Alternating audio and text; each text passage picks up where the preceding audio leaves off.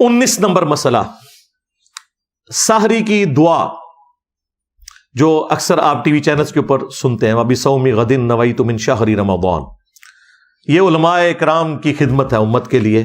قرآن و سنت میں کہیں یہ دعا رپورٹ نہیں ہوئی. نیت کافی ہے، روزہ رکھنے کی کوئی دعا نہیں ہے، صرف نیت ہے، اور وہ تو جنرل ہے. بخاری مسلم دونوں میں حدیث ہے، انما الاعمال بالنیات، اعمال کا دار و مدار نیتوں کے اوپر ہے. تو نیت تو رات کو ہماری ہو جاتی ہے، یہ نہیں ہے کہ آپ نے صبح ایگزیکٹ اسی وقت اپنے دل میں کوئی نیت کو حاضر کرنا، وہ نیت تو ہے. ہاں بعض اوقات ایک ڈبل ذہن میں آ جاتی ہے بات، میں رکھوں نہ رکھوں، کل میں نے سفر پہ جانا ہے، یا اس طرح کا کوئی ایشو میرے ساتھ بن سکتا ہے.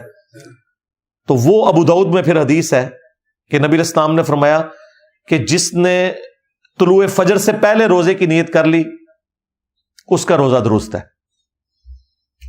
یعنی وہ پھر آپ نے نیت فجر کا وقت داخل ہونے سے پہلے، یعنی ختم سحری سے پہلے کرنی ہوگی. فرض روزے کی نیت، نفلی روزے کی نیت آپ جب مرضی چاہیں کر سکتے ہیں. وہ بخاری مسلم میں آتا ہے کہ نبی علیہ السلام گھر تشریف لاتے تھے، امہات المومنین کہتی ہیں کہ پوچھتے تھے ناشتے کے لیے کچھ ہے؟ ہم کہتی تھی کہ ناشتے کے لیے تو کچھ بھی نہیں ہے.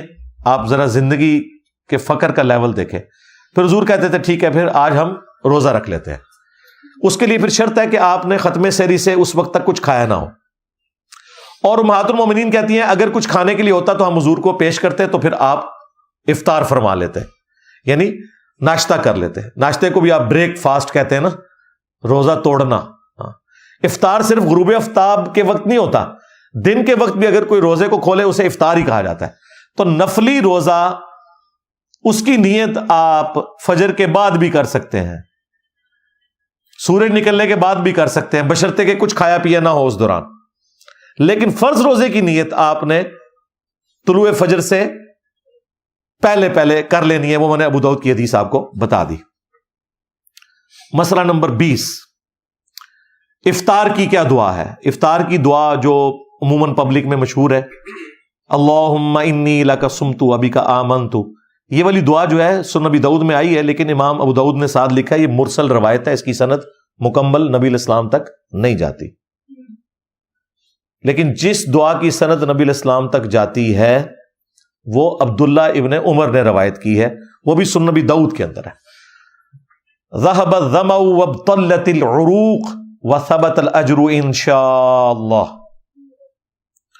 پیاس چلی گئی، رگیں تر ہو گئی، اور اللہ کے حضور ہمارا اجر پکا ہو گیا انشاءاللہ.